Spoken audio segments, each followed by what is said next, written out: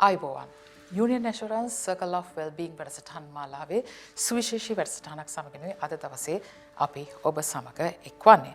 ඔබ දන්නවා මේ වන විට ස්වභාවික ව්‍යසනයකින් අපේ රට යම් ආපදා තත්වයකට එහෙම නැත්නම් දැඩි බලපෑමකට මුහුණ දී සිටින බව.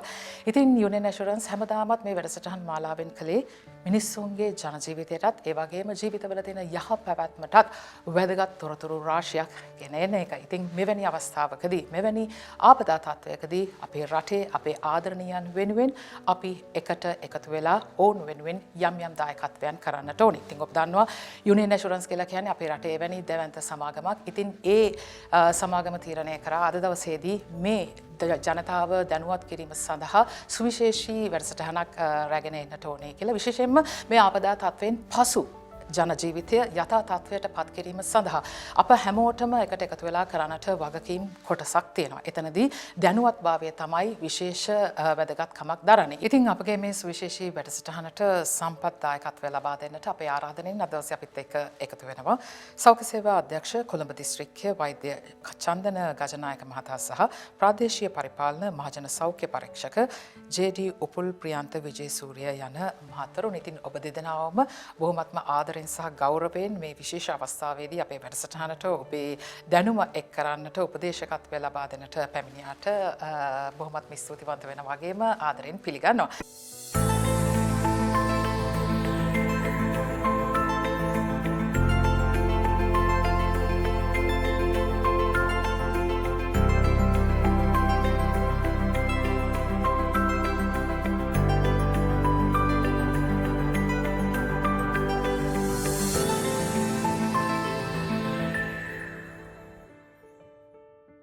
අපි ඉස්සෙල්ලාම වෛද්‍යතුමනි කතා කරොත් එහෙම විශේෂයෙන්ම මේ වගේ සුලිකුණාටු තත්වයක්, ගම් වතුර තත්වයක් හෝ නායෑම් තත්වයකදී ඒ තත්වයෙන් පසු හුඟක් වෙලාවට ජනතාව හුඟක් සෞඛ්‍ය ගැටලු වලට මුහුණ දෙනවා. ප්‍රධාන වශයෙන් ඒ සෞඛ්‍ය ගැටලු මොනවද? කොහොමද අපි ඒක ගැන කන්සර්න් කරන්න ඕනි කියලා පොඩ්ඩක් අපි කතා බහ කරමින් ආරම්භ කරමු. ඔව් ඇත්තටම මේ වගේ තත්වයක් එනකොට අපිට ප්‍රධාන වශයෙන්ම දැන් මේ එන වෙලාවේදී අපිට තියෙන ප්‍රශ්න තමයි ගම් වතුරට ගහගෙන යන ඒවා වතුර වැඩි වෙනවා ඊට පස්සේ වතුරට යට වෙන්න පුළුවන් එහෙම නැත්නම් පස් කඳු කඩා වැටිලා එහෙම නැත්නම් නායෑමක් ඒ වගේ ඉමීඩියට් ඉෆෙක්ට් එකක් ඒ අවස්ථාවේදීම වෙන මේ හානිය සහ ප්‍රශ්න වලට මිනිස්සු මුහුණ දෙනවා. එතකොට දැන් ඇති වෙලා තියෙන්නේ ඒ ඉමීඩියට් එක ඉෆෙක්ට් එක ඉවර වෙලා දැන් වෙනත් අවස්ථාවක තියෙන. දැන් මේ වෙලාවේදී අපි කල්පනාකාරී වෙන්න ඕන දේවල් වෙනස්. එතකොට අර ගම් වතුර හරි නායෑමක් හරි වගේ එකක් එන වෙලාවදී අපි කල්පනා කරන්න ඕනේ ඇත්තටම ලොකු ඇස්සක් එනවනම් අපි ඉන්න ප්‍රදේශය අනුව අපිට යම්කිසි පොඩි ඇගීමක් අපිම කරගෙන තියෙන්න ඕනේ. අපිට ගම් වතුර තත්ත්වයක් එන්න පුළුවන්ද නායෑමක් වෙන්න පුළුවන්ද මෙන්න මේ වගේ දේවල්. එතකොට කොළඹ දිස්ත්‍රික්කය ගත්තොත් අපි සාමාන්‍යයෙන් ගම් වතුරට මුහුණ දෙන ප්‍රදේශ විතරක් නෙමෙයි වෙන අවස්ථානවලදී ගම් වතුර තර්ජනයට ලක් නොවිච්ච ප්‍රදේශ පවා මේ අවස්ථාවේදී ගම් වතුර තර්ජනයට ලක් වුණා. එතකොට සමහරක් කට්ටිය රැ නිදා ගන්න යනකොට වතුර තිබුණේ නැහැ. නමුත් උදේ ඇහැරලා බලනකොට අඩි 3ක් විතර වතුර යට වෙලා ඊට පස්සේ අනිත් පැත්ත හැරලා මේ පැත්ත හැරලා බලනකොට අඩි 3 අඩි 5 වෙලා. ඉතින් ඒ වගේ ඉතා විශාල වර්ෂාපතනයක් ලංකාවට වැටුණා ඒ වෙලාවේදී. ඉතින් ඇත්තටම ඒ වගේ විශාල වර්ෂාපතනයක් වැටුනම ඒ වර්ෂාපතනය දරා ගන්න අපේ ගංගාවල් වලටවත් අපේ භූමියටවත් බෑ. ඒක නිසා තමයි පස් කඳු පිටින් යන්නේ. ඒක නිසා අපි මං හිතන්නේ ගොඩක් කල්පනාකාරී වෙන්න ඕනේ මෙන්න මේ පළවෙනි අවස්ථාවේදී.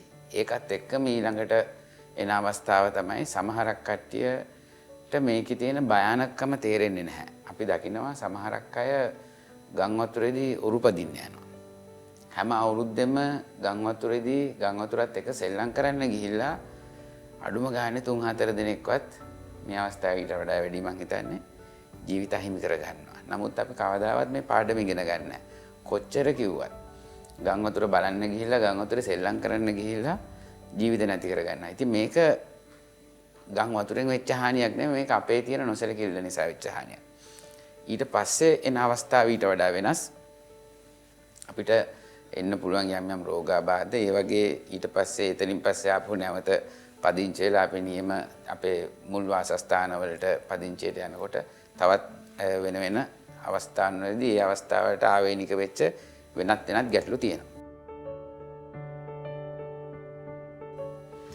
ඔව් මම හිතන්නේ සියලුම අත්දැකීම් එක්ක අද දවසේදී අපිට පැහැදිලි උත්තර ලබා ගැනීමේ හැකියාව තියෙනවා. ඔබතුමන්ටත් මම හිතන්නේ එවැනිම වූ අත්දැකීම් රාශියක් ඇති මහජන සෞඛ්‍ය පරීක්ෂකෙක් විදිහට. අපි ගත්තොත් එහෙම විශේෂයෙන්ම ජලයෙන් වෙච්ච හානිය සහ ජලයත් එක්ක මිනිසුන්ට පොරබදන්න වෙච්ච අවස්ථාව වැඩි. මෙතනදී අපිට සිද්ධ වෙනවා මේ වතුරෙන් එහෙම නැත්නම් ජලයෙන් බෝවන රෝග ඇතිවීම සහ ඇතිවන රෝග තත්ත්වයන් පිළිබඳව ජනතාව දැනුවත් කරන්නට. මොකක්ද මේ සම්බන්ධයෙන් ඔබතුමාගේ තියෙන අදහස? ඇත්තම ගම් වතුර ආපදාවකින් පස්සේ හැමදාමත් වගේ රටේ ආහාර සහ ජලය මගින් බෝවන රෝග, වාහකයන් මගින් බෝවන රෝග පැතිරීම වැඩි වුණා. සාමාන්‍යයෙන් අපේ රටේ ආහාර සහ ජලය මගින් බෝවන රෝග කීපයක් තියෙනවා. ඒ වගේම වාහකයන් මගින් බෝවන රෝග කීපයක් තියෙන එක හැමදාමත් හැම කාලෙම රට පුරාම පවතින රෝග. නමුත් ගම් වතුර උගුරුවකින් පස්සේ ඒ තත්ත්වය ඉතාමත් වැඩි වෙනවා. ඒකට එකක් හේතුවක් තමයි ආහාර සහ ජලය මගින් බෝවන රෝග වැඩි වෙන්නේ. ආහාර සහ ජලය ගම් වතුර හේතුවෙන් දූෂණය වෙනවා. අපි දන්නවා මේක වැසිකිළිය අපද්‍රව්‍ය වලින් දූෂණය වෙනවා. ගම් වතුර ගලනකොට ලින්ද සහ වැසිකිළිය එකම මට්ටමකට එනවා ජලය. ඊට අමතරව නොයෙකුත් රසායනික සහ විෂ වර්ග අපි බැහැර කරන තැන් උතුරට ඇවිදින්න ඒවා එකතු වෙන ආහාරවලට එකතු වෙනවා. ඒව නිසා ආහාර දූෂණය වෙනවා. ඊට අමතරව වාහක රෝග විශේෂයෙන් මදුරුවන් බෝන ස්ථාන විශාල ලෙස වැඩි වෙනවා. වෙනදා තිබුණු නැති තැන් අපේ අවට අපේ ගෙවත්තේ මේ එහෙම නැත්නම් අපි රැඳිරෙන සුරක්ෂිත මධ්‍යස්ථාන අවට ඇති වෙනවා. වෙන තැන්වල තියෙන ඒවා අපි තමයි අපි පිරිසුදු කරන ලස්සන තියන්න ගෙවත්තට වෙන තැන්වල තියෙන ඒවා ගස කහගෙන ඇවිදිලා නැත්නම් ආවරණය කරලා වැස්සෙන් වතුරෙන් ආවරණය කළා තිබුණේ වගේ ආවරණ ගලවගෙන ගිහිල්ලා මේ ඒ වගේ වතුර පිරලා මදුරම් බොන තැන් වැඩි වෙනවා. ඒක නිසා ඒගොල්ලන්ගේ මදුරම්ගෙන් බොන රෝග වැඩි වෙනවා. ඊට අමතරව තමයි අර වාහක රෝග විශේෂයෙන් මියුන රෝග වගේ ඒවා සීමා වෙලා තියෙනවා. මියුන රෝග මේ බොවෙන තැන් කුඹුරු වලට ගාල් වලට සීමා වෙලා තියෙන. නමුත් ගම් වතුරක් වගේ තත්ත්වයකදී ඒ මුල් ප්‍රදේශම ජලයෙන් යට වෙන නිසා ඒ තැන් වල තියෙන විස බීජ වෙනත් තැන් වලට ඇවිදilla ඒ රෝග වෙනදා බොවුන් නැති තැන් වල බෝ වෙන්න පටන් ගන්නවා.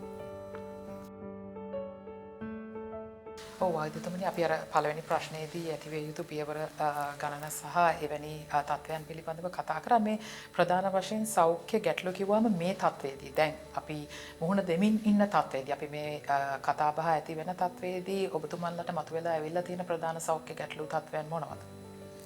මම හිතන්නේ අපේ මේ මහජන සෞඛ්‍ය පරීක්ෂකතුමා හරියට මෙතෙන්ටම කතාව ගෙනාවා. ඇත්තටම දැන් වෙනකොට අපිට තියෙන ප්‍රධානම ගැටලුව තමයි මේ ජලය සහ ආහාරවල තියෙන සුරක්ෂිතතාවය ආරක්ෂා කර ගැනීම.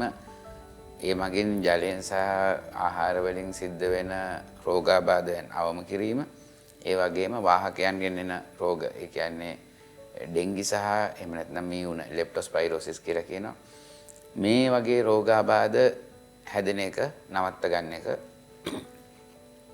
අපි ගත්තොත් ආහාර ගත්තොත් දැන් අපි දන්නවා අපි අපේ ගෙදරක ආහාර හදද්දී අපි බොහොම පරිස්සමෙන් ආහාර හදනවා. නමුත් දැන් මේ වගේ සුරක්ෂා මධ්‍යස්ථාන වලට ආහාර දෙනකොට එකපාරකට 1000කට ඒ වගේ ලොකු ප්‍රමාණයකට ආහාර පිළියෙල කරන්න සිද්ධ වෙනවා. එතකොට ඒ වගේ වෙලාවලදී සමහරක් වෙලාවට මේ ආහාර නියම ප්‍රමිතියට නියම පිරිසුදුකමට කරන්නේ නැති වෙන්න ඉඩ තියෙනවා. එතකොට ඒ වගේ අවස්ථාවකදී උනත් ආහාරයෙන් මේ යම්කිසි රෝගයක් බෝ වෙන්න පුළුවන්. ඒක නිසා තමයි අපි අපේ මහජන සෞඛ්‍ය පරීක්ෂක මහත්තුරු ඒ වගේ හඳුනාගත් ආහාර නිෂ්පාදනය කරන ආහාර සපයම් කරුවන් තැන් වලට ගිහිලා පරීක්ෂා කරලා බලන්නේ. මොකද මේ වගේ තැනකට අපේ අතින් වැරදි ආහාරයක් ගියොත් එහෙම ඊට විශාල ප්‍රමාණයක් එකපාරට ආසාදනය වෙන්න තියෙන අවස්ථා වැඩි. එක කැම්ප් එකක ඉන්න 300ක් 400ක් එකපාරට ලෙඩ වෙන්න පුළුවන්. නැත්නම් අපි වෙන කඩේකින් කනවා නම් 4-5 දෙනෙක් ලෙඩ වෙයි. ගෙදර කනවා නම් 3-4 දෙනෙක් ලෙඩ වෙයි. එහෙමනේ. ඉතින් ඒක නිසා අපි වෙනදාට වඩා ටිකක් පරීක්ෂාකාරී වෙන්න ඕනේ. මේ ආහාර බෙදා හරින සහ ආහාර නිෂ්පාදනය කරන ආයතන සම්බන්ධයෙන්. ඊළඟ එක තමයි ජලය. ජලයත් අර කිව්වා වගේ අපේ ජල මට්ටම මේ භූගත ජලයේ මට්ටම ඉහළට ඇවිල්ලා දැන් ඔක්කොම මේ ජල මූලාශ්‍ර ඔක්කොම මේ කන්ටැමිනේට් වෙලා එහෙම නැත්නම් ඔක්කොම අපිරිසුදු වෙලා තියෙනවා. ඉතින් ඒක නිසා එතනින් ප්‍රශ්නයක් එන්න පුළුවන්. දැන් අපි දන්නව නම් මේ ජල මූලාශ්‍රය අපවිත්‍ර වෙලා තියෙන්නේ කියලා අපි පාවිච්චි නොකර ඉන්න පුළුවන්. නමුත් සමහරක් වෙලාවට මේ වගේ ඉතා විශාල ව්‍යසනයක් වෙච්ච වෙලාවකදී අපිට අපි නොදැනුවත්වම යම්කිසි ජල මූලාශ්‍රයක් අපවිත්‍ර වෙලා තියෙන්න පුළුවන්. ඒක නිසා අපි දන්නේ නැති නිසා අපි මේ ජල මූලාශ්‍රය හොඳයි කියන මතයෙන් පාවිච්චි කරන්න ඉඩ තියෙනවා. ඉතින් ඔය වගේ දේවල් නිසා සමහරක් වෙලාවට ඒ මගින් යන රෝගයක් යන්න පුළුවන්. ඊළඟට තමයි දැන් මේකත් එක්ක එනකොට දැන් වතුර බැහැගෙන යද්දී අපි දන්නවා හැමතැනම වතුර එක විදිහට බහින්නේ නැහැ. සමහරක් තැන්වල වතුර චුට්ට ඉතුරු වෙනවා. මෙන්න මේ තැන් මදුරුවන්ට හොඳ ස්ථාන තමන්ගේ වර්ගයක් පතුරවන්න. ඉතින් ඒ තැන් වලින් මදුරු ඝනත්වය වැඩි වෙලා මදුරුවන් ප්‍රමාණය වැඩි වෙලා එතකොට මදුරුවන්ගෙන් බෝ වෙන රෝග ප්‍රමාණය වැඩිපුර යනවා. ඊට අමතරව අර කිව්වත් වගේ මඩ සහිත තැන් හැමතැනම එකතු වෙන නිසා ලෙප්ටොස්පයිරොසිස් වගේ රෝගයකුත් පැතිරීමේ අවදානම වැඩි. ඒක නිසා අපි හැම දිනකටම කියන්නේ ඔබට යම්කිසි හේතුවක් නිසා මඩට බහින්න වෙලා තියෙනවා නම් මඩත් එක්ක ගැටෙන්න සිද්ධ වෙන අවස්ථාවක් තියෙනවා නම් අනිවාර්යයෙන්ම මේ ප්‍රොෆිලැක්ටික් ඩෝස් එක මේ ලෙප්ටොස්පයිරොසිස් වලට අරගන්න. එතකොට මී වුණ අවදානමෙන් ඔබට ගැලවෙන්න පුළුවන්. ඔව් අපි ඒත් එක්කම කතා කරොත් එහෙනම් අපි දන්නවා මේ රටේ නොයෙකුත් ව්‍යසන අවස්ථාවන් වලදී අපේ රටේ ජනතාවගේ හිත උණු වෙන ප්‍රමාණය ඉතාමත් වැඩි. සමහර වෙලාවට හාල් මුට්ටි තියෙන ඉතුරු ටික හුඬුවවත් ගන්නෙ නැතුව ඒ අදාළ මධ්‍යස්ථාන වලට එවන්න තරම් අපේ මිනිස්සු සංවේදී. සහ කම්පනය සම්බන්ධයෙන් අපිට ගොඩක් කතා කරන්න පුළුවන්. එතකොට මිනිස්සුන්ට එකතු වෙලා කරන්න පුළුවන් දේවල් වලට අමතරව අනෙක් ලොකුම කාර්යභාරය එන්නේ සෞඛ්‍ය සේවා සහන ක්‍රියාත්මක කිරීමේදී. එතනදී අපි සන්නද්ධ වෙලා ඉන්නේ මොන විදිහටද දැන් අපිට ඉදිරියට තව ගොඩක් වැඩ කටයුතු තියෙන නිසා. ඇත්තටම ලංකාවේ සෑම දිස්ත්‍රික්කයක්ම භාරව සෞඛ්‍ය සේවා අධ්‍යක්ෂවරයෙක් ඉන්නවා. එතකොට මේ සෞඛ්‍ය සේවා අධ්‍යක්ෂවරයාගේ යටතේ යම්කිසි කුඩා කණ්ඩායමක් හැදිලා ඉන්නවා ආපදා කළමනාකරන කමිටුවක් තියෙනවා. හරි. එතෙන්දී අපි සෞඛ්‍ය පැත්තෙන් ආපදාවක් වුණාම ඒකට මුහුණ දෙන්න යම්කිසි වැඩපිළිවෙලක් අපි ගාව තියෙනවා. ඊට අමතරව හැම දිස්ත්‍රික්කයේම දිසාපතිතුමාගේ ගාවක් තියෙන ආපදා කළමනාකරන කමිටුවක්. ඒකට සෞඛ්‍ය විතරක් නෙමෙයි දිස්ත්‍රික්කයේ ඉන්න සියලුම රාජ්‍ය ආයතනවල නියෝජිතව සම්බන්ධ වෙලා ඉන්නවා. එතකොට දැන් අපි කොළඹ දිස්ත්‍රික්කය ගත්තොත් එහෙම නැත්නම් වෙනත් දිස්ත්‍රික්කයක් ගත්තොත් එහෙමම තමයි දිසාපතිතුමාගේ ප්‍රධානත්වයෙන් දිස්ත්‍රික්කයේ ආපදා කළමනාකරන කමිටුව මගින් දිස්ත්‍රික්කයේ සියලුම ආපදා කටයුතු වලට මුහුණ දෙන්න සහ ඒවා ගැටලු වලට මුහුණ දීලා තියෙන කට්ටියට උදව් කරන්න සේවාවන් නැවතත් ප්‍රකෘති මට්ටමට ගන්න මේ වැඩ පිළිවෙල යනවා. එතකොට ඒකේ සෞඛ්‍ය අංශයෙන් ලැබෙන්න ඕන දායකත්වයක් ලැබෙනවා. ඊට අමතරව සෞඛ්‍ය සේවා අධ්‍යක්ෂතුමාගේ මේ කාර්යාලයේ තියෙන ආපදා කළමනාකරන කමිටුව මගින් විශේෂයෙන්ම සෞඛ්‍ය සම්බන්ධ ගැටලු ගැන වැඩි දුරටත් වඩාත් ගැඹුරට හොයලා බලලා මොනවා හරි රෝගාබාධ ගැනත් ඒ වගේම සෞඛ්‍ය ආයතන වලට යම් හානි වෙලා තියෙනවද ඒ ආයතන යථා පරිදි කටයුතු කරන්න බැරිද කියන එක හොයලා බලලා ඒ ආයතන නැවත යථා පරිදි කටයුතු කරන්න පුළුවන් වෙන්න සහ ඒ සේවාවන් නැවතත් ප්‍රකෘතිමත් තත්ත්වයට ගේන්න ඊටාම වේගෙන් කටයුතු කරන්න තමයි ඒ සෞඛ්‍ය සේවා අධ්‍යක්ෂතුමාගේ කාර්යාලයේ තියෙන ආපදා කළමනාකරන කමිටුවෙන් කරන්නේ. මේක හැම දිස්ත්‍රික්කයේම මේ ක්‍රමවේදය ක්‍රියාත්මක වෙනවා. එතකොට කොළඹ දිස්ත්‍රික්කයේ වගේ ගොඩාක්ම ආපදාවකට ලක් වෙච්ච නැති දිස්ත්‍රික්කයක මේ කමිටුව ඉතාම සාර්ථකව වැඩ වෙනවා. අපි බදුල්ල වගේ දිස්ත්‍රික්කයක් ගත්තොත් කමිටුවේ සමාජිකයන්ටවත් එන්න බැරි තත්ත්වයට බදුල්ල ගැටලුකාරී වුණානේ. එතකොට ඒ වගේ වෙලාවකදී කමිටුව එක්ස්ප්‍රෙස් කරගෙන පොඩ්ඩක් වැඩ පටන් ගන්නත් යම්කිසි පොඩි ප්‍රමාදයක් වෙනවා. ඒ කියන්නේ අපි ආපදාවක් වෙයි කියලා දැන් අපි මෙහෙම මේ ලෙවල් එකේ ඉන්නවා. අපි මේ ලෙවල් එකේ ආපදාවක් එයි කියලා වගේ හිතාගෙන අපි ලෑස්ති වෙන්නේ. නමුත් එකපාරට මේ ලෙවල් එකෙන් ආපදාවක් ආවම අර ලෑස්ති වෙන්නවත් වෙලාවක් නැහැ. එතකොට ඒ වගේ තැන් පොඩ්ඩක් ප්‍රමාද වෙලා තමයි වැඩපිළිවෙලට එකතු වෙන්න පුළුවන් උනේ. ඉතින් ඒක හැමතැනම ওই විදිහට තමයි. නමුත් හැමතැනම යම්කිසි සූදානමක් තියෙනවා. විජේසූරිය මහත්මයා අපේ මේ කණ්ඩායම් ගත්තහම එක වයස් කණ්ඩායම් අපිට දක්නට ලැබෙනවා. බිලින්දන් ඉන්නවා, දරුවන් ඉන්නවා, මැදි වයස් ඉන්නවා, වැඩිහිටියෝ ඉන්නවා. ඒ වගේම තමයි වයසට ගිහිල්ලා එක්තැන් වෙච්ච අය ඉන්නවා. ඒ වගේ නොඑක් ජන කණ්ඩායම් අපිට හම්බ වෙනවා අපේ පරිසරය තුළ. විශේෂයෙන්ම මේ බිලින්දු අවස්ථාවේ ඉන්න ඉතාමත්ම කුඩා දරුවන් සහ වැඩිහිටි ප්‍රජාව වෙනුවෙන් ඔවුන්ගේ ආරක්ෂාව වැඩි කර ගැනීම සඳහා මොන විදිහටද සෞඛ්‍ය සේවාවන් මේ වගේ වෙලාවකදී ක්‍රියාත්මක වෙන්නේ? ඔව් අපේ ප්‍රජාවේ ඉන්න දරුවන් සහ වැඩිහිටියන් ඒ කණ්ඩායම අපි සලකන්නේ ප්‍රතිශක්තිය අඩු කණ්ඩායමක් ඇටියෙ. ප්‍රතිශක්තිය අඩුයි කියලා කියන්නේ උන් රෝගවලට ඔරොත්තු දීමේ හැකියාව අනිත් අයට සාපේක්ෂව අඩුයි. ඉතින් අපි දන්නවා ගංවතුර උදුරකින් පස්සේ අපි ගෙදරට යනකොට අපි නිවස වතුරෙන් සෝදලා රසායනිකයක් වලින් විස බීජ හරණය කරලා තමයි යන්නේ. නිවස කිව්වම නිවස විතරක් නෙමෙයි. දලෙන් යටුණු දොර ජනේල් සහ බඩු මුට්ටු බාහන සියල්ල අපි විස බීජ හරණය කරගෙන තමයි යන්නේ. ඉතින්දී අපි අර කණ්ඩායම විශේෂයෙන් දරුවන් සහ වැඩිහිටි අය පරිහරණය කරන සියලු දෑ විශේෂයෙන් විස බීජ හරණය කරන්න ඕන. එක. දෙක තමයි අපි නිවස විස බීජ හරණය කරත් අපි දන්නවා අපේ අපි ගෙවත් නැත්නම් වටපිටාව විස බීජ හරණය කරන්න බෑ සම්පූර්ණයෙන් අපිට. ඒක කාලයක් යනකම් ඒ විස බීජ වලින් දූෂණය වතුර සහ මඩ රැඳිලා තියෙනවා.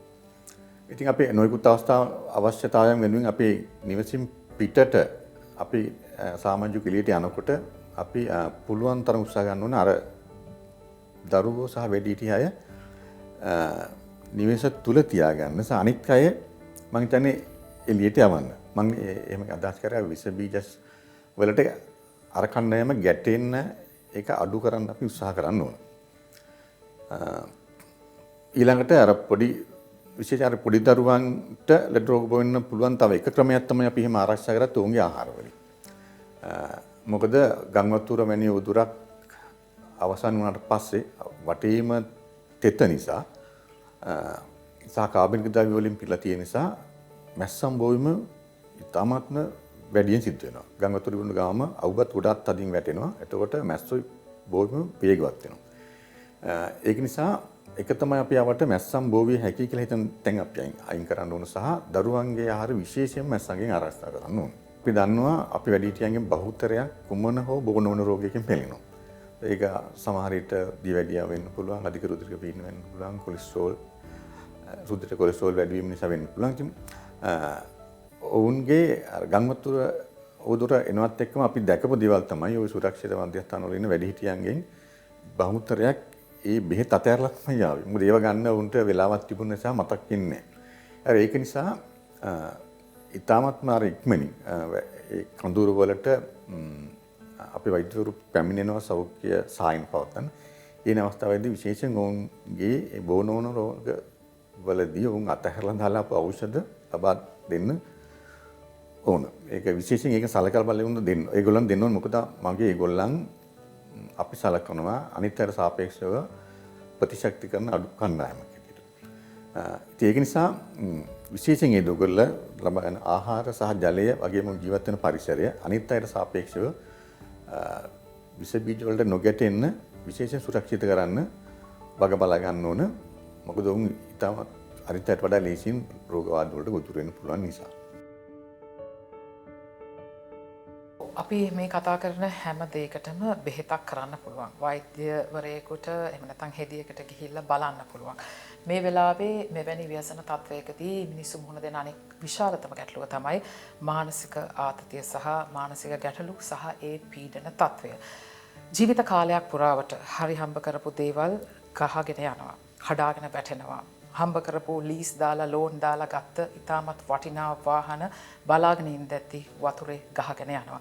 අපි මේවා මාධ්‍ය ඇසුරෙන් දැකලා අපේ හිත මේ ඉතාමත්ම සංවේදී තත්වයට පත් වෙනවා නම් ඔවුන් ඒ අයිතිකරුවන් කොයි තරම් පීඩනයකට පත් වෙනවා ඇතිද? මොකද අපි හැමෝම මේ දේවල් ලබා ගත්තේ ඉතාමත්ම අමාරුවෙන් සාධාරණ විදිහට සල්ලි හම්බ කරලා. වෛද්‍යතුමනි, මේ වගේ අවස්ථාවකදී විශේෂයෙන් දැන් අපි නැවත මේ රට සංස්කරණය කරන්නට ඕනේ, මේ මිනිසුන්ගේ ජන ජීවිතය යථා තත්ත්වයට පත් කරන්නට ඕනේ. ඒ වගේම අපේ සමාජයේ ඉතාමත්ම හොඳ මානසිකත්වයෙන් යුක්ත පිරිස නැවතත් ගොඩ ගැනීම සඳහා ඔවුන්ට උදව් වෙන්නට ඕනේ. මෙන්න මේ තත්ත්වය අපි පාලනය කිරීම සහ මේ අභියෝගයට අපි කොහොමද රටක් විදියට මුහුණ දෙන්නේ? ඇත්තටම හොඳ ප්‍රශ්නයක්. අපි හැමෝටම තියෙන ගැටලුවක් තමයි මේක. ඒ කියන්නේ දැන් අපි උදාහරණයකට ගත්තොත් පහුගිය වසරක විතර වසර එකමාරක විතර කාලය ඇතුළත කොළඹට 4 පාරක් ගං උතුර ආවා. හරි. නමුත් මේ පාර ආපු එක ඊට වඩා ගොඩාක් විශාල ප්‍රමාණයකින් ආවා. එතකොට දැන් අපි දැක්කා දැන් පහුගිය අවස්ථාවන් වල මානසික ගැටලු වලට ඒ වගේ ගැටලුකාරී තත්ත්වයන් ආපු ජනතාව හිටියේ බොහොම අඩුවෙන්. එහෙම නැත්නම් නොගිනිය හැකි තරම් වගේ. ඒ කියන්නේ මිනිසුන්ගේ හිතවලට ඒක දරා ගන්න පුළුවන් මට්ටමක් තිබුණේ. නමුත් දැන් වෙනකොට ඒක මේ ව්‍යසනයේ තත්ත්වය කොයිතරම් විශාලද කියනවනම් ඒක පුද්ගලයෙකුට දරා ගන්න අමාරු මට්ටමටම ගිහිලා තියෙන. ඒක නිසා අපිට වාර්තා වෙනවා ගොඩක් මේ වගේ මානසික ගැටලු තියෙන කට්ටිය ගැන. ඒක මානසික ගැටලු තියෙන කට්ටිය වර්ග දෙකක් ඉන්නවා. එකක් තමයි මේ ආපදාවට පෙර හොඳ මානසික තත්ත්වයෙන් ඉඳලා ආපදාවේ බලපෑම නිසා මානසික පීඩනයකට හරි මානසික ගැටලු වලට මුහුණ දීලා තියෙන කට්ටිය. ඒ වගේම මේ ආපදාවට කලින් කොහොමදත් හිටව මානසික රෝගීන් කට්ටායමකුත් ඉන්නවා. ඒ අය සමහරක් වෙලාවට ඒගොල්ලෝගේ බේත් හේත් නිසා යම් යම් ප්‍රතිකාර ක්‍රම නිසා සාමාන්‍ය මට්ටමින් ඉන්න හිටපු කට්ටිය. දැන් මේ ගැටලුව නිසා ඒගොල්ලෝ නැවත වතාවක් මානසික රෝගී මට්ටමට ගිහිල්ලා තියෙනවා. බෙහෙත් නැති වෙච්ච නිසා ඒගොල්ලෝගේ මානසික රෝගී තත්ත්වය උත්සන්න වෙලා තියෙනවා. මේ වගේ ගැටලු ගොඩක් අපිට වාර්තා වෙනවා. නමුත් අපිට ඒකෙදි කරන්න පුළුවන් දේ තමයි දැන් අපේ හැම දිස්ත්‍රික්කයකම ඉන්නවා මානසික සෞඛ්‍ය පිළිබඳව වෛද්‍යවරයෙක්. ඒ දිස්ත්‍රික් සම්බන්ධීකරණ වෛද්‍යවරයෙක් ඉන්නවා. ඒ වෛද්‍යවරයාට අමතරව මානසික රෝග සායන ක්‍රියාත්මක කරන මානසික සෞඛ්‍ය පිළිබඳව යම්කිසි වැඩිදුර අධ්‍යාපනයක් ලබාගත්තු වෛද්‍යවරු කිහිප දෙනෙක්වත් අපේ දිස්ත්‍රික්කවල ඉන්නවා. එතකොට මේ දිස්ත්‍රික් කණ්ඩායම බෙදිලා ඒ තමන්ගේ දිස්ත්‍රික්කයේ තියෙන සෑම මේ සුරක්ෂා මධ්‍යස්ථාන බලන්න යනවා. යනකොට ඊට අමතරව අපිට පණිවිඩයක් ආවොත් මොන හරි දෙයක් දැනගන්න හම්බුනොත් අපි විශේෂයෙන් යනවා. එතකොට දැන් පහුගිය දවස්වල අපිට අවස්ථාවක් වාර්තා වුණා ඒ කණ්ඩායම සුරක්ෂා මධ්‍යස්ථානයක නෙමෙයි. ඒගොල්ලෝ ජලයෙන් වට වෙච්ච නමුත් යම්කිසි ප්‍රදේශයක එකතු වෙලා ඉන්නවා. එතෙන්ට යන්න බෑ ක්‍රමයක් නැහැ. නමුත් ඒගොල්ලෝ එළියට එන්න කැමතිත් නැහැ. ඒ කණ්ඩායම ඇතුළෙත් මානසික රෝගී ප්‍රශ්නයකට මුහුණ දුන්න එක්කෙනෙක් දෙන්නෙක් හිටියා. ඉතින් මේ කට්ටියට බෙහෙත් දෙන්න අපිට මානසික වෛද්‍යවරයෙක් යවන්න සිද්ධ වුණා බෝට්ටුවක මාර්ගයෙන් එතෙන්ට. ඉතින් ඒ වගේ වැඩපිළිවෙලක් තියෙනවා මේ මානසික ගැටලු වලට මුහුණ දීලා තියෙන කට්ටියව නැවත යථා තත්ත්වයට හරව ගන්න. මොකද ඒකේ අවශ්‍යතාවය ඒකේ වැදගත්කම අපි දැනගෙන තියෙනවා. එතකොට අපි ඒක නිසා මේ වගේ වැඩපිළිවෙලක් තියෙනවා. අපිට මේ වැඩපිළිවෙල දැන් ක්‍රියාත්මක කරමින් යනවා. මම හිතන්නේ මේ සියලුම දේවල් ඉස්සරහට අරගෙන යනකොට අපිට ස්වේච්ඡා කණ්ඩායම් වලින් ලැබෙන දායකත්වය වගේම ත්‍රිවිධ හමුදාවෙන් ගිනි නිවන හමුදාවෙන් ඇතුළු විශාල කණ්ඩායමක් මේ සඳහා ඉදිරි පෙළ කටයුතු කරනවා. එතකොට මේ ක්‍රියාන්විතයේදී මේ අය ඉදිරි පෙළ කටයුතු කරගෙන යනකොට ඒ අයත් ඒ අයගේ ආරක්ෂාව බලන්න ඕනේ. ඒ අයත් ඒ අයගේ ආහාර සහ රෝගී තත්ත්වයන් පිළිබඳව කතා බහ කරනවා වගේම ඒ ගැන අවබෝධයක් තියෙන්නට ඕනේ. මොකක්ද ඔබතුමන් ඒ අයට දෙන උපදේශය මේ වගේ තැනකදී ඉස්සරහට ගිහිල්ලා ෆ්‍රන්ට් ලයින් එකේ වැඩ කරනවා නම් මොන විදිහටද ඒ අය ආරක්ෂා වෙන්න ඕනේ? ගංගොතුරෙන් පස්සේ අතරම දැන් දින ගණනාවක් ජලයෙන් යට වුණු ප්‍රදේශ තමයි තියෙන්නේ. ගංගොතුර බැස්සට පස්සේ අතරම මිනිස්සු යන්නේ වෙනදා නම් වෙන තැන්වල වගේ සුරක්ෂිත කඳවුරු වලට නෙමෙයි යන්නේ නිවෙස් වලට. නිවෙස් වලට යනකොට දින ගණනාවක් ජලයෙන් අටවුන නිසා අපි දන්නවා සාමාන්‍ය හොඳ ප්‍රමිතියට හදපු නිවසක් දින කිහිපයක් සතියක් ජලයෙන් අටවුනාට සමහර ලොකු හානියක් වෙන්නේ නැහැ ඒකේ ස්ට්‍රක්චරල් විත්තියට. නමුත් එහෙම නේ හැම නිවසක්ම එහෙම නෙමෙයි. අපි දන්නවා පුංචි සුළුසුලකට කඩ හැමෙන්න නිවස් අපේ රටේ තියෙනවා. ඒක නිසා එක තමයි දින ගණනාවක් ජලයෙන් අටවුණු නිවෙස් වලට යනකොට අපිට අර ඒ නිවසේ ශක්තිමත් භාවය පිළිබඳව චෙක් කරලා දෙන්න කට්ටිය නෑ. අපිම තමයි ඒක කරගන්න ඕනේ. ඒක නිසා ඒක තමයි අපි ස්ථිර කරගන්න ඕනේ නිවස ශක්තිමත් කියලා කඩාගෙන වැටෙන්නේ නැහැ කියලා. දෙක තමයි දින ගණනාවක් ජලයෙන් අටලා තියෙනකොට සිදුවෙන බොන් තව එක අනතුරක් තමයි විදුලිය. විදුලි කාන්ත වෙන එක. මොකද ප්ලග් බේසස් හැම එකටම වතුර ගිහිල්ලා තියෙන්නේ. අපි මොකමනෝ තාසාර ස්විච් එකක් දානකොට ප්ලග් එකක් මේ ගහනකොට ඒකේ විදුලි කාන්දු වෙන්න තියෙන හැකියාව ගොඩක් වැඩි. ගොඩක් දෙනෙකුට එහෙම නිවෙස් වල අයට ගියපු ගමන් මේගොල්ලෝ පරීක්ෂා නොකර විදුලිය පාවිච්චි කරන්න ගියපම සිදුවන අනුතුරු සිදුවන අවස්ථා තියෙනවා. ඉතින් නිවසියන් සහ උදව් කරන්න යන හැමෝම ඒ විදුලිය භාවිතා කරනකොට සහ නිවසේ අපි දන්නවා අර පාරි විදුලි රැහෙන් කැඩලත් වගේම නිවස වල විත්ති වහලේ හානි වෙලා තියෙන නිසා ඒ විදුලි රැහෙනුත් පාත් වෙලා තියෙනවා. ජලයට එකතු වුණාම අපි දන්නවා ජලයත් එක්ක ඒක ස්පර්ශ වුණාම සිද්ධ වෙන්න පුළුවන් හානිය තවත් වැඩි. ඒ නිසා විදුලියෙන් සිදුවන හානි පිළිබඳව සැලකිලිමත් වෙන්න ඕනේ. දෙක තමයි අර වෙනද අපි වත්තේ අපේ ගේ ළඟ තිබුණු ගස් ගැන අපිට ලොකු විශ්වාසයක් ඇති වෙන අපි හදපු ගස් නම් ඒක අපි අර 3-4ක් පොළොව හාරලා තමයි අපි පැල හදන්නේ. නමුත් මේ වැස්සත් එක්ක අපි දන්නවා ගල්ලන්ගේ විශාල ජල පහරත් එක්කලා මේ මහා විශාල ගස් ඇදගෙන වැටුණා. මොකද එහෙම වෙන්නේ අර පොළොවේ හැරිලා මුල් පෑදිලා තමයි ඇදගෙන වැටුනේ. අපි නිවසට යනකොට අපි ඒ යන වෙලාවේ ගස් මුල තිබුණා අපි දන්නේ නැහැ. ඊළඟට එන හුළඟට ඒක කඩන්න වැටෙන්න පුළුවන්. ඒක නිසා ඒක තමයි ළඟ තියෙන වෙනද තිබුණු ඒ ගස්වල පොල් ගස් වෙන්න පුළුවන්. අඹ ගස් වෙන අපි හදන්නේ මිදුලේ ඒවන්නේ ප්‍රයෝජනවත් වෙන ගස්. ගහ වෙන සුරක්ෂිත වුණත් හැබැයි ගමුතුරින් පස්සේ අපි ඒක හරියටම සැකහැර දැනගන්න ඕන. තවදුරටත් ඒක කලින් ගම්වතුරට කලින් තිබුණා වගේ මුන්ද කියලා. එහෙම මුල් පෑදිලා තියෙනවනම් අපිට ඔය පස් තාල වහලා ඒක ශක්තිමත් භාවයෙන් ගන්න බෑ. මොකද පොළොවට ඇදුණු පස් පොළොවට ගියපු මේ මුල් පොළොව තදින් අල්ලගෙන ඉතු මුල් වලට අපුඩින් පස් දෙන්නට ඒක කවදාත් අර තිබුණු සුරක්ෂිතතාවයට ගන්න බෑ. අපි ඒක අකමැතුම අයින් කරන්න ඕන.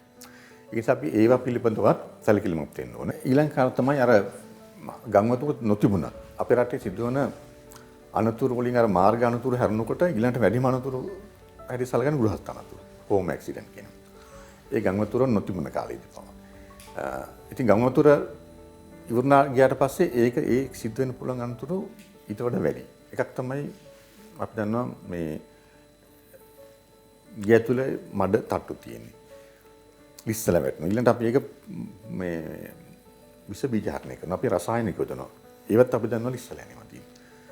මේ ඊළඟ තමයි අපේ නාන කාමරේ. ගෘහස්ත අනතුරු වලින් අපේ රටේ ගෘහස්ත අනතුරු වල වැඩිම අනතුරු සිදු වෙන්නේ බාත්රූම් එකේ. ගම්වතුරෙන් මේ යට වෙච්ච බාත්රූම් එක සිදු වෙන්න පුළුවන් අනතුරු සාමාන්‍ය කාලයකට වඩා ගොඩක් වැඩි. සාමාන්‍ය කාලෙකදීත් ඒක ඇතුලේ නම් වැඩිපුර අනතුරු සිදු වෙන්නේ ගම්වතුරෙන් පස්සේ ඒකිට වඩා ගොඩක් වැඩි. ඒක නිසා මුළුතැන්ගේ සහ බාත්රූම් එක නැත්නම් අපේ නාන කාමරය විශේෂයෙන් පිරිසුදු කරන්න ඕන සහ එතෙන්දී විස බීජ හරණය වෙනවා වගේම අනතුරු සිදු වෙන්නේ නැහැ. අනතුරු සිදු වෙන්න තියෙන අවස්ථා අඩුයි කියන සහතිකය ගන්න ඕන. මොකද මම කිව්වේ අපේ රටේ දෙවෙනියට වැඩි අනතුරු සිදු වෙන්නේ ගෘහස්ත අනතුරු. ඒකෙනුත් වැඩිම අනතුරු සිදු වෙනවා නාන කාමරේ නිසා.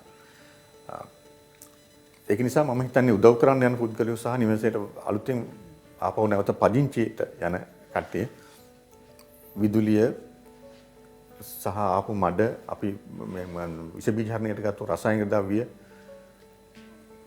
සහ අපිට තියෙන ගස් කොළන් සහ අපේ බිත්ති මඟ ගේ ස්ට්‍රක්චර් එකේ ඒ ව්‍යුහයේ ශක්තිමත්භාවය පිළිබඳ මේ අවබෝධයක් කරගෙන ඒකෙන් අනුග්‍රහ සිද්ධ වෙන්නේ නැහැ කියලා සහතිකුණාට පස්සේ තමයි ඒකේ පදිංචි වෙන්න ඕන. ඔව් මම හිතන්නේ සෑහෙන වැදගත් තොරතුරු ප්‍රමාණයක් අපිට ලැබෙනවා වෛද්‍යතුමනි අපි ඊළඟට මුහුණ දෙන ගැටලුව බවට පත්වන්නේ මේ ආහාර සුරක්ෂිතතාවය පිළිබඳව. ඉදිරියේදී අපි හැමෝටම ඒක බලපානවා වගේම විශේෂයෙන් මේ මොහොතේ මෙවැනි තත්වයකට මුහුණ පාලා ඉන්න අයට අපිට දෙන්නට පුළුවන් අවවාදය මොකක්ද විශේෂයෙන් මේ ආහාර සුරක්ෂිතභාවය සම්බන්ධයෙන් ඒ අය කටයුතු කරන්න ඕන විදිහ ගැන. ලංකාවේ ආහාර මගින් බෝ වෙන රෝග සාමාන්‍යයෙන් අඩුයි. ඒ වගේම ලංකාවේ ආහාර සුරක්ෂිතතාවය සාමාන්‍යයෙන් හොඳයි. මේකට එක ප්‍රධාන හේතුවක් තමයි අපි ගොඩාක් වෙලාවට කෑම උයලා කන්නේ.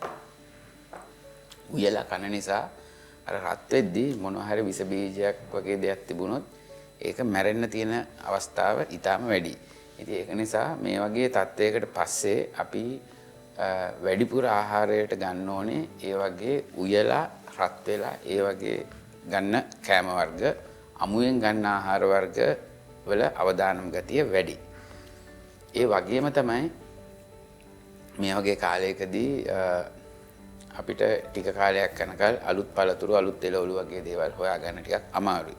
එතකොට තියාගන්න පුළුවන් මේ හොයාගන්න පුළුවන් වෙන්නේ වැඩි කාලයක් තියාගන්න පුළුවන් ගබඩා කරලා තියාගන්න පුළුවන් જાතියේ පරිප්පු මුං ඇට කඩල කව්පි සෝයා ඔය වගේ જાති තමයි ගොඩක් තියෙන්නේ. ඉතින් මං හිතන්නේ අපිට ටික කාලයක් යනකල් අපිට මේ කොළ જાති පළතුරු જાති හොයාගන්න අමාරුයි නම් අපි ටික කාලයක් ඒවයින් නැති වුණත් කමක් නැහැ. අපේ අනිත් විකල්ප ආහාර මත මේ යැපෙන්න පුළුවන් අපිට ලොකු ගැටලුවක් වෙන්නේ නැහැ. නමුත් අපිට ක්‍රමක්‍රමයෙන් පාරවල් හැදිලා ක්‍රමයක් නැවත රට යථා තත්ත්වයටපත් වෙගෙන එනකොට අනිත් ආහාර වර්ගත් වගා කරන පැතිවලින් ඉඳන් අනිත් පැතිවලට ලැබෙන්න පුළුවන්. එතකොට ඒ කාලය වෙනකොට අපිට මේ සාමාන්‍ය ආහාර රටාවට යන්න පුළුවන්. නමුත් මේ අවස්ථාවේදී අපි මතක තියාගන්න ඕනේ අපි අමු ආහාර වර්ග ආහාරයට ගන්නවට වඩාත් ආරක්ෂාකාරී අපිට හොඳට උයලා ආහාරයට ගන්න જાතියේ ආහාර වර්ග පාවිච්චි කරනවා. ඔව් අපි සනීප ආරක්ෂක කටයුතු කියලා කියන්නේ එදිනෙදා ජීවිතයේ සාමාන්‍ය දෙයක්. හැබැයි මේ වගේ කාලවලදී ඇතැම් විට මෙවැනි සනීප ආරක්ෂක කටයුතු දිගින් දිගටම කරන්නට බෑ තියෙන ප්‍රායෝගික අපහසුතා නිසා. සමහර වෙලාවට කැම්ප් වල ඉන්න වෙන්න පුළුවන්. සමහර විට නෑදෑ කෙනෙක්ගේ යාළුවෙක්ගේ ගෙදර ඉන්නවා වෙන්න පුළුවන්. එහෙම නැත්නම් තැනක් නැති වෙන්න පුළුවන්. මේ හැම දෙයකටම මුහුණ දෙන්න වෙලාවේ අපි මෙතනින් එළියට ආවට පස්සේ හිමින් මේ සනීප ආරක්ෂක කටයුතු පිළිබඳව නැවතත් අපි හිතන්නට ඕනේ විශේෂයෙන් මෙවැනි ව්‍යසනයකින් පස්සේ. ඔබතුමන් මොනවද මේ පිළිබඳව කියන්න සූදානමින් ඉන්නේ අත්වාසිය අපිට මේ වැඩසටහනට එක් කරන්න? අපි ගම් වතුරින් අවතැන් වෙලා ඉඳලා නැවත පදිංචියට එනකොට එක තමයි අපි ගන්න ආහාර සහ ජලයේ පිරිසුදුකම සාතික කරගෙන අපි එන්න ඕන. ඒක නිසා අපි ජලය ගැන ගත්තාම අපි ජලය ලබා ගන්න ලිඳකින් නම් අපි දන්නවා අපේ ලිඳ මං කියන වැසිකිළිය සහ ලිඳ එක මට්ටමකට ගිහිල්ලා ලිඳට වැසිකිළිය අපදවේ කලවම් වෙලා තියෙනවා. ඊට අමතරව තවත් නොයෙකුත් විෂ මං කියන්නේ ඔය කර්මාන්තශාලාවකින් අයින් කරන සමහරට විෂ අපද්‍රව්‍ය කරන්න පුළුවන් ඒකත් ඇවිල්ලා දැන් ලිඳ ඇතුලේ තියෙනවා. ඒ නිසා පළවෙනියට කරන්න ඕන දේ තමයි ලිඳ අපි හිස් කරන්න ඕන. ලිඳ අයින් කරන්න ඕන. අයින් කරන්නේ ලිඳේ වතුර හිස් කරන්න ඕන. හිස් කරලා ඊට පස්සේ එන වතුර පිරිසුදු වතුර තමයි බොන්න ඕනේ. එකක් තමයි එකක් විදිහට අපිට පිරිසුදු කරන්න පුළුවන් වතුර නටනකන් උණු කරලා නිම්නට පස්සේ බොන්න ඕනේ. එහෙම නැතිනම් අපි ප්‍රදේශයේ ඉන්න මහජන සෞඛ්‍ය පරීක්ෂකවරයා සම්බන්ධ කරගෙන ලිඳ ක්ලෝරිනීකරණය කරන්න ඕනේ. ඔවුන් ළඟ තියෙන ක්ලෝරිනීකරණය කරන්න අවශ්‍ය මේ රසායනික අපි ප්‍රමාණවත් පරිදි හැම මහජන සෞඛ්‍ය පරීක්ෂකවරයෙකුට මේවන දීලා තින්නේ. ඒ මහජන සෞඛ්‍ය පරීක්ෂකවරයා සම්බන්ධ කරගෙන ලිඳ ක්ලෝරිනීකරණය කරන්න ඕනේ. ක්ලෝරිනීකරණය තත් පස්සේ තමයි ඒක ජලය බොන්න ඕන. අපි ජාතික ජලපවාන මණ්ඩලයේ වතුර බොනවා නම් කිසිම ගැටලුවක් නැහැ. අපිට ඒක අමුතුවෙන් පිරිසුදු කරන්න කිසිම දෙයක් කරන්න ඕනේ. ජලය අපිට විශ්වාසයෙන් බොන්න පුළුවන්. ඊට පස්සේ ආහාර ගන්නවා නම් අපි අධ්‍යක්ෂතුමා කියෝ වගේ ඒ ආහාරයේ සෞඛ්‍ය ගමන්කුල බවත් සාතික කරගන්න ඕන. එකක් තමයි අර එතුමා කියෝ වගේ අර නොපිසු ආහාර ගැනීමෙන් මේ දවස්වල අපි බලගෙන. උදාහරණයක් අර කොළ වර්ග සලාද කොළ ඔය අපි එහෙම කන જાති තියෙනවනේ උයන්නේ නැත්නම් හදුවේ. ඒවා මේ කාල වකවානුව අවසන් වෙන තුරු නොගෙන ඉන්න ඕනේ. බිම් වැටුණු දේවල් මේකට මඩේ වැටුණු දේවලුත් හැකිතා දුර නොගෙන ඉන්න ඕනේ. පිරිසුදු කරලා ගන්න පුළුවන් වුණත් අපි දන්නේ නැහැ ඒක අපිට මේ ඇත්තටම 100% පිරිසුදු කරන්න පුළුවන් කියලා. ඒක නොගෙන ඉන්න තරමටම තමයි හොඳ. ඊට අමතරව අපි වෙළඳසැල් වලින් ආහාර ගන්නකොට මේ දවස්වල තියෙන ගැටලුවක් තමයි අපි ආහාර වෙළඳසැල් වල විදුලිය නැති වුණා. විදුලි බිඳ වැටිලා දවස් ගණනක් තිබුණා. ඔයගේ අපි දන්නවා ශීතකල ආහාර තියෙනවා. ෆ්‍රෝසන් ෆුඩ් කියන්නේ ශීතකරණ වල දාලා තිබුණ ආහාර තියෙනවා. වෙළඳසැල් වල විකුණන සිල්ලර තිබෙන ආහාර වගේම කොළඹ ප්‍රදේශයේ තියෙන විශාල වශයෙන් ආහාර ගබඩා මේ ශීත ආහාර. ඉතින් ඒවා මේ දින ගණනාවක් තුළ විදුලිය බිඳ වැටෙන නිසා ඇත්තටම ඒ ආහාර නුසුදුසු තත්ත්වයට පත් වෙලා තියෙන බොහෝ ආහාර 99%ක් ආහාර ෆ්‍රෝසන් ෆුඩ් විදුලිය බිඳ වැටෙන නිසා නුසුදුසු තත්ත්වයට පත් වෙලා තියෙනවා. අපේ මහජන සෞඛ්‍ය පරිශෝධන මේ දිනවල ඒ ආහාර ගබඩා පරීක්ෂා කරලා සීල් තියාගෙන එනවා. ඒ ආහාර ගබඩා වලට නුසුදුසු ආහාර විකුණන එක වළක්වන්න. සහ උන්ට මේ ඔය දැන්ට තියෙන ශේෂ්ත්‍රයේ තියෙන රාජකාරී නිමුණ ගමන් මේ ආහාර විනාශ කිරීමටත් පියවර ගන්නවා. ඒක නිසා වෙනදා වෙනසලින් ආහාර ගන්නකොට අපි ඒකේ එක්ස්පයරි ඩේට් එක අපි කියන කාලීකුත් වීමේ දිනය පරීක්ෂා කරලා ගත්තාම බොහෝ විට ප්‍රමාණවත්. අපි දන්නවා ඒ ආහාරය සුදුසුයි කියලා කාලීකුත් වෙලා නැතිනම්. නමුත් දැන් මේ තත්ත්වය සමග එක්ස්පයරි ඩේට් එක නැත්නම් කාලීකුත් වීමේ දිනේ විතරක් බලන එක ප්‍රමාණවත් නෑ අපිට සෞඛ්‍ය ක්‍රමානුකූලව හොඳ ආහාරයක් ගන්න ඕන. ඒක නිසා අපි ඒකට අපිට සමහර ටික අල්ලලා බලන්න වෙනවා, S2 බලන්න වෙනවා, ඉබල බලන්න වෙනවා සමහරලාට. ඒ ආහාරය ඇත්තට හොඳ තත්ත්වයේ තියෙනවා කියලා. මොකද එක්ක ජලයට යට වෙලා තිබුණු ආහාරයක් එහෙම නැතිනම් දින ගණනාවක් විදුලිය ඇන හිටීම නිසා ඒ අදි ශීතකරණයේ තබන්න ඕන ආහාර සාමාන්‍ය තත්ත්වයේ තිබුණේවා. ඒක නිසා ආහාර ගනිද්දී ඉතාමත්ම පරිස්සමෙන් සහ වැඩි සෝදිසියෙන් ගන්න ඕන. මම කියන වෙනදා වගේ එක්ස්පයරි ඩේට් එක විතරක් බලන එක ප්‍රමාණවත් නෑ. වෛද්‍යතුමනි අපි වැඩසටහනේ අවසානයට ඇවිත් තියෙන වැඩසටහන අවසන් කරන්නට යම් සාරාංශයක් එකතු කරනවා නම් ඔබතුමන් අපි මීට කලින් මෙවැනි වූ ව්‍යසන වලට මුහුණ දීලා තියෙනවා. දැන් මේක අලුත් අත්දැකීම් ගොඩක් අපි හැමෝටම අරගෙන ආවා. ඇත්තටම මේ ඊයේ පෙරේද පොඩි වැස්සක් වැස්සත් හිතට බයක් එන මට්ටමට අපි හැමෝටම ඒ භීතිය ආවා. ඒ තරම් බලපෑමක් අපි හැමෝටම කරලා තියෙනවා. මේ ලබාගත් අත්දැකීම් සහ අපේ ජනතාව දැනුවත් කිරීම ඔක්කොමත් එක්ක අපිට දෙන්නට පුළුවන් පණිවිඩය කොයිතරම් දුරට අපි මේ පිළිබඳව සවිඥානික වෙන්න ඕනේද ඉදිරියේදී කටයුතු කිරීමේදී අපි සැලකිලිමත් විය යුතු දේවල් පිළිබඳව සාරාංශගත කරොත් ඔබතුමන්ට මොකක්ද එකතු කරන්න තියෙන්නේ අවසානයේ? මම හිතන්නේ ඇත්තටම ඒක තමයි අපේ ඉදිරියට අපි කරනවා නම් කරන්න ඕනේ. ඇත්තටම ඔබට මතක ඇති 2004 මේ සුනාමිය ලංකාවට එන වෙලාව වෙනකොට ලංකාවේ මේ ඩිසාස්ටර් ප්‍රිපෙයාර්ඩ්නස් කියලා එකක් තිබුණේ නැහැ. අපි සුනාමි කියන වචනේ අහලා තිබුණෙත් නැහැ.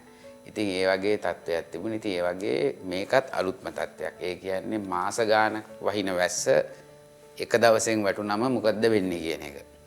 ඉතින් මං හිතන්නේ මෙතනින් අපිට ගන්න තියෙන පාඩම් කීපයක් තියෙන එකක් තමයි අපි සමහරක් වෙලාවට අපිට දෙන මේ රතු නිවේදන අපි එච්චර ගණන් ගන්න නැතුව ඉන්නවා.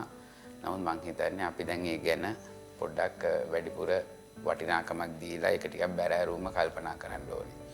ඊළඟ කාරණාව තමයි මේ අපිත් පොඩි අදහසක ඉන්න ඕනේ අපේ ගෙදර අපේ කඩේ එහෙම නැත්නම් අපේ ඔෆිස් එක තියෙන්නේ කොයි වගේ ප්‍රදේශයකද මේ ප්‍රදේශය නාය යෑමට ලක් වෙන්න පුළුවන් තැනක්ද ගම් වතුරකට යට වෙන්න පුළුවන් තැනක්ද එතකොට නාය යන්න නම් මේ වගේ තැනක් නාය යන්න නම් කොයි වගේ වැස්සක් වැටෙන්න ඕනේද අපි ඒව ගැන හිතන්නේ නැහනේ අපිත් දැන් පොඩ්ඩක් ඉගෙන ගන්න සිද්ධ වෙනවා මිලිලීටර 100ක වර්ෂාවක් දවසකට වැටුණට නාය යන්නේ නැති තැනක් දවසකට මිලිලීටර 400ක් වටුනොත් නාය යන්න ඉඩ තියෙනවා.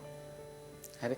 එතකොට ඒක ගැන අපිට පොඩ්ඩක් සවිඥානිකව හිතාගෙන පොඩ්ඩක් අපිට ඒක ගැන පොඩ්ඩක් ඉගෙන ගන්න වෙනවා. එතකොට සාමාන්‍ය වැස්සකට යට වෙන්නේ නැති ප්‍රදේශයක් සාමාන්‍ය ගම් වතුරකට යට වෙන්නේ නැති එකක් මිලිලීටර 900ක වර්ෂාවක් ආවොත් යට වෙනවා.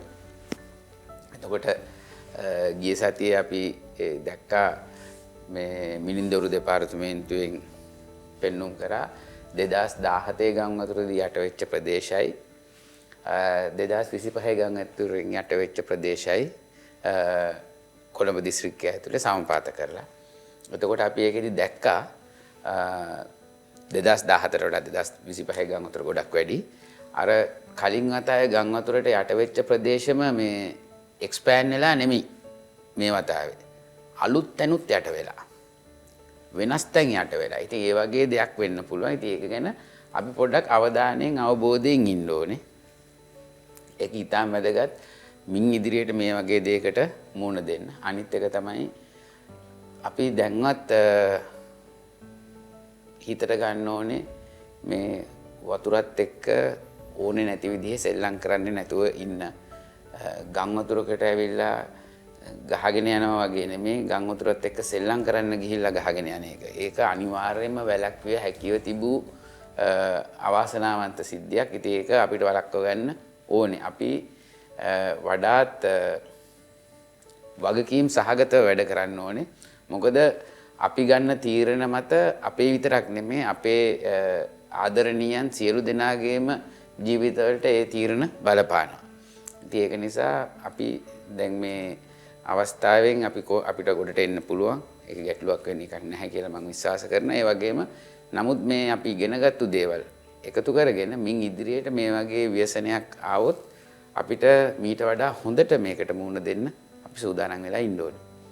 ඔව් එහෙමනම් ඉතින් අද දවසේදී Union Assurance Circle of Wellbeing වැඩසටහනට මේ සුවිශේෂී වැඩසටහනට කරුණු දක්වන්නට අදහස් දක්වන්නට සහ අවවාදාත්මක උපදේශනයන් ලබා දීමට අපිත් එක්ක එකතු වූ සෞඛ්‍ය සේවා අධ්‍යක්ෂ කොළඹ දිස්ත්‍රික්කයේ වෛද්‍ය චන්දන ගජනායක මහතාටත් ඒ වගේම ප්‍රාදේශීය පරිපාලන මහජන සෞඛ්‍ය පරීක්ෂක JD උපුල් ප්‍රියන්ත විජේසූරිය මහතාටත් අපි බෙහෙවින්ම ස්තුතිවන්ත වෙනවා. සෝභාදාමට අවනත නොවන කිසිවක් ලෝකේ නැහැයි කියලා අපි දන්නවා. ඒ තමයි යථාර්ථය. හැබැයි ඒ යථාර්ථය අතික්‍රමණය කරලා ඒක අපි S2 දැක්කහම ඒ බලපෑම අපේ ජන ජීවිතයට කොයිතරම්නම් ලොකු ක්‍රියාන්විතයක් හරහා නැවත ප්‍රතිසංස්කරණය කිරීමට එක්වීමක් කරනවාද කියන ඒ අත්දැකීම අපිට දිත්වා ඉතාමත්ම හොඳින් පෙන්වා දුන්නා. හැබැයි අපේ රටේ මිනිස්සු මේ ලස්සන රට මේ ආදරණීය රට අනිවාර්යෙන්ම නැවත ප්‍රතිසංස්කරණය කරනවා වගේම මේ ජන ජීවිත නැවත ඒ ආකාරයෙන්ම ගොඩනගන්නට එකවන්ව එකතු වෙලා ඉන්න මොහොතක Union Assurance කණ්ඩායමත් ඒ ආදරය ඒ බැඳීම සහ මනුෂ්‍යත්වයේ නාමයෙන් එකට එක්වන බවට පොරොන්දු දෙමින් අද දවසේදී අපි වැඩසටහනෙන් සමුගන්නවා. බෙහෙවින්ම ස්තුතියි අප සමග රැඳී සිටියට. ගිහින්